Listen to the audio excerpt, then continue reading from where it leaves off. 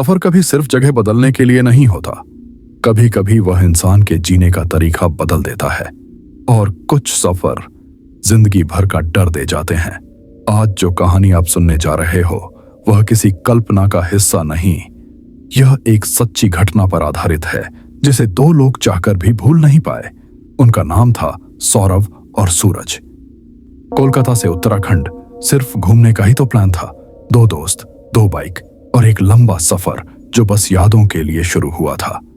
हर रोज सुबह निकलते, घंटों तक बाइक चलाते और शाम होते होते थकान शरीर पर साफ दिखने लगती।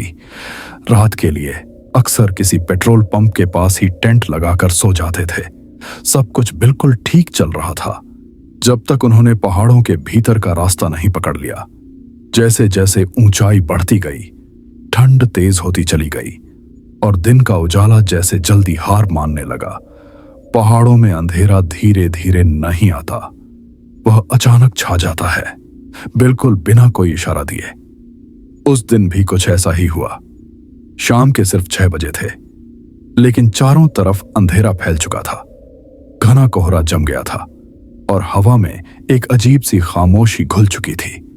दिखाई इतना कम हो गया था कि बाइक की हेडलाइट भी सिर्फ कुछ ही मीटर आगे तक रास्ता दिखा पा रही थी। उसके आगे सिर्फ अंधेरा था। थकान अब शरीर पर साफ नजर आने लगी थी। लंबी लगातार सवारी ने कंधों को बोझिल कर दिया था। तभी घने अंधेरे के बीच उन्हें एक ढाबा दिखाई दिया। दोनों ने उसी ढाबे के सामने अपनी अपनी बाइक रोक दी। न आसपास कोई घर था, चारों ओर बस घना जंगल फैला हुआ था। भाई, अब सच में और राइडिंग नहीं हो पा रही। शरीर जवाब दे रहा है। रात के लिए अब यहीं कहीं रुकने का कुछ तो देखना पड़ेगा। हाँ, पहले कुछ खा लेते हैं। इतनी थकान में आगे निकलना ठीक नहीं होगा। रात के लिए यहीं रुकने का ही कुछ इंतजाम कर लेते हैं। खाने के बाद सौरव ने ढाबे के मालिक से बात की।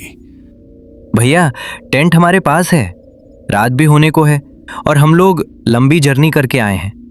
अगर ठीक लगे तो आज रात टेंट यहीं लगा लें। ढाबे का मालिक काम करते करते अचानक रुक गया। उसने धीरे से हाथ नीचे किया और बिना कुछ कहे सौरव की तरफ देखने लगा। तुम लोग यहाँ नए आए हो इसलिए ऐसी बात कर रहे हो, लेकिन मैं तुम्हें यहाँ रुकने नहीं दे सकता। चाहे रात कितनी भी हो जाए, तुम्हें किसी होटल में ही जाकर रुकना होगा। और सुनो, मैं यहाँ सिर्फ शाम के 6 बजे तक ही रहता हूँ। उसके बाद मैं भी यहाँ से चला जाऊंगा और फिर यहाँ कोई भी नहीं रहेगा। ये जगह बिल्कुल भी ठीक नहीं है। उसकी आंखों में डर था या कोई वार्निंग, सौरव समझ नहीं पाया। अब दोनों दोस्त परेशान थे।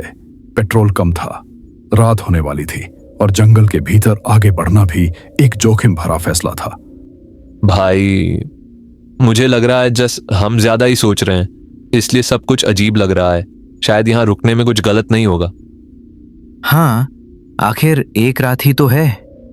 आखिर एक रात ही तो है और शायद यही वह फैसला था जो उनके जीवन का सबसे खतरनाक फैसला बनने वाला था। ढाबे से थोड़ा आगे निकलकर घने जंगल के बीच उन्होंने बाइक रोक दी। चारों तरफ सन्नाटा पसरा हुआ था, ऊंचे ऊंचे पेड़ और उनके बीच से बहती ठंडी हवा। वहीं उन्होंने टेंट लगाया, एक छोटा सा स्टोव जलाया और बिना ज्यादा बात किए चुपचाप खाना खा लिया। रात अब पूरी तरह अंधेरे में डूब चुकी थी। बाइक टेंट के बिल्कुल सामने खड़ी थी, जैसे किसी अनजाने खतरे से पहला सामना वहीं करेगी। कुछ ही देर में थकान जीत गई और दोनों गहरी नींद में चले गए। रात के ठीक 2:30 सौरव की अचानक आंख खुल गई। दिल बिना किसी वजह के तेज तेज धड़क रहा था। सांसें हल्की सी भारी लगने लगी थीं। क्यों, यह उसे खुद भी समझ नहीं आ रहा था। तभी उसे टेंट के बाहर किसी के चलने फिरने का एहसास हुआ। सूखी पत्तियां धीरे धीरे कुचली जा रही थीं, बिल्कुल ऐसे जैसे कोई टेंट के बिल्कुल पास से होकर गुजर रहा हो। शायद कोई जानवर होगा। उसने आंखें बंद कर लीं, खुद को शांत करने की कोशिश की और थोड़ी ही देर में फिर से सो गया। लेकिन कुछ ही मिनटों बाद सौरव को ऐसा महसूस हुआ जैसे टेंट के भीतर की हवा अचानक जम सी गई हो, जैसे किसी ने सारी गर्माहट खींच ली हो। और ठंड सीधे शरीर के अंदर उतर रही हो। ठंड इतनी ज्यादा जैसे सांस भी ठंडी हो रही हो। उसका मन अचानक भारी होने लगा। एक अजीब सी मायूसी, बिना किसी वजह का डर, जैसे वहां उसके अलावा कोई और भी मौजूद हो। तभी उसे आवाजें सुनाई देने लगीं, कभी किसी के रोने की, कभी हल्की सी हंसी और कभी किसी के दर्द से कराहने की। ये आवाजें सिर्फ कानों तक नहीं रुक रही थीं, बल्कि सीधे उसके दिल तक पहुंच रही थीं। सूरज बिल्कुल शांत पड़ा था, कंबल ओढ़े हुए, एक ही मुद्रा में, बिल्कुल किसी मूर्ति की तरह। सूरज भाई उठ। कोई जवाब नहीं आया। सौरभ ने उसे धीरे से हिलाया, फिर थोड़ा जोर लगाकर पुकारा, लेकिन सूरज फिर भी नहीं उठा। तभी बाइक की तरफ से एक बहुत हल्की सी आवाज गाई, बाइक के सामने जैसे कोई खड़ा हो। सौरभ का गला सूख गया, सांसें अपने आप रुकने लगीं और दिल बेहद तेज धड़कने लगा। कुछ सेकंड तक वह हिल भी नहीं पाया, बस उसी दिशा में अंधेरे को घूरता रहा। फिर डर के बावजूद उसने कांपते हाथों से टेंट का जिप धीरे धीरे खोलना शुरू किया।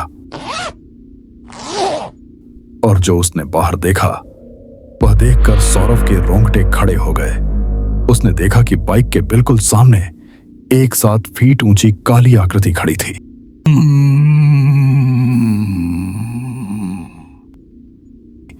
वह किसी इंसान जैसी नहीं लग रही थी, बल्कि जैसे अंधेरे ने ही एक आकार ले लिया हो।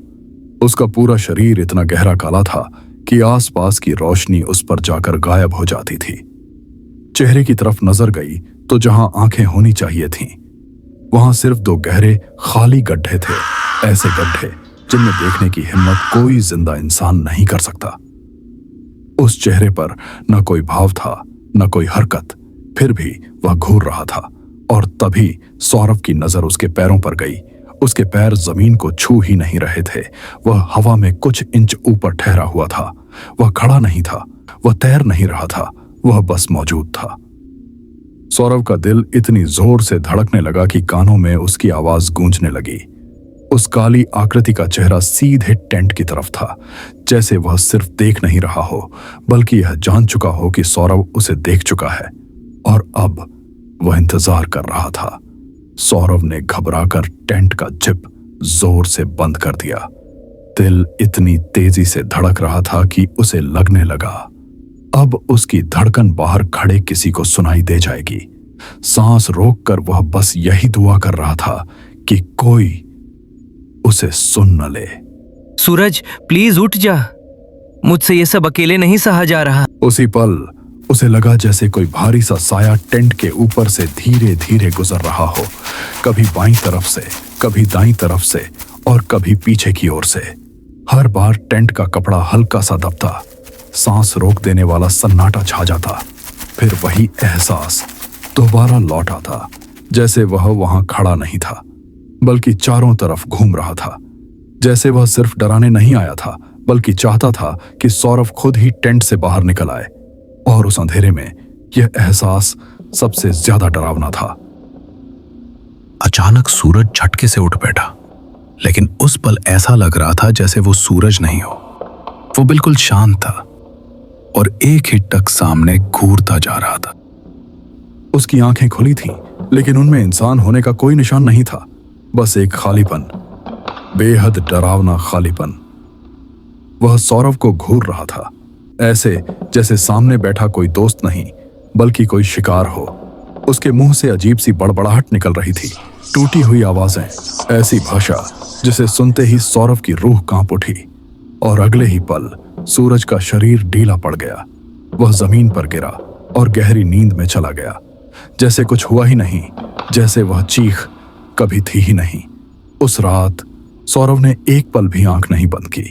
वह बस अंधेरे में पड़ा रहा, दिल की धड़कनें गिनता रहा और सुबह होने की दुआ करता रहा। और जब सुबह ठीक 5 बजे दूर सड़क से गाड़ियों की आवाज आई, तभी जाकर उसने सांस ली। सूरज बिल्कुल सामान्य लग रहा था, उसे रात की किसी भी बात की कोई याद नहीं थी। सौरभ चुप रहा, वह सच बताने की हिम्मत नहीं जुटा पाया। तो ये दोनों जल्दी जल्दी अपना सामान पैक करते हैं और आगे की ओर निकल पड़ते हैं। करीब 9 किलोमीटर आगे जाने के बाद उन्हें एक छोटी सी बस्ती दिखाई देती है। वहां पहुंचकर वे एक ढाबे पर रुकते हैं। ढाबे पर कुछ बुजुर्ग लोग बैठे हुए थे जो उसी गांव के स्थानीय लोग लग रहे थे। तभी सौरभ ने हिम्मत करके उनसे पूछा कि क्या यहां रात के वक्त कुछ अजीब या पैरानॉर्मल घटनाएं होती हैं। यह सुनते ही एक बुजुर्ग ने उल्टा सवाल कर दिया, तुम ये सब क्यों पूछ रहे हो? तब जाकर सौरभ ने पूरी रात की बात उन्हें बता दी। सारी कहानी सुनते ही उन लोगों के चेहरे और भी गंभीर हो गए। फिर उन्होंने जो कहा उसे सुनकर सौरभ के होश उड़ गए। उन्होंने बताया कि जहां वे रात में जंगल के बीच रुके थे वह जगह श्रापित है। वहां एक ब्रह्मा राक्षस रहता है। ब्रह्मा राक्षस एक साधारण भूत नहीं होता। यह वह आत्मा मानी जाती है जो कभी बहुत बड़ा विद्वान, तांत्रिक या अत्यंत शक्तिशाली इंसान हुआ करता था। लेकिन जब उसी ज्ञान का इस्तेमाल लालच, अहंकार और गलत कामों के लिए किया गया तो मरने के बाद उसकी आत्मा को शांति नहीं मिली। ऐसी आत्मा जंगलों, वीरान जगहों और पहाड़ों में भटकती है और अकेले लोगों को अपनी ओर खींचती है। कहा जाता है ब्रह्मा राक्षस भ्रम पैदा करता है और इंसान को खुद ही बाहर निकलने पर मजबूर कर देता है, और जो उसके बुलावे में आ गया वह कभी वापस नहीं लौटा। गांव वालों ने कहा कि इस जंगल के चक्कर में गांव के कई लोग पहले ही गायब हो चुके हैं। जो भी रात में वहां गया वह कभी वापस नहीं लौटा। फिर उन्होंने सौरभ की तरफ देखकर कहा, तुम बहुत भाग्यशाली हो कि जिंदा बच गए। अगर तुम उस रात टेंट से बाहर निकल जाते तो आज यहां खड़े नहीं होते। यह सब सुनकर सौरभ चुप हो गया। उस पल उसे समझ आ गया कि उस रात वह किसी चमत्कार से ही बचा था, और शायद आज भी उस जंगल में कोई अगले मुसाफिर का इंतजार कर रहा है।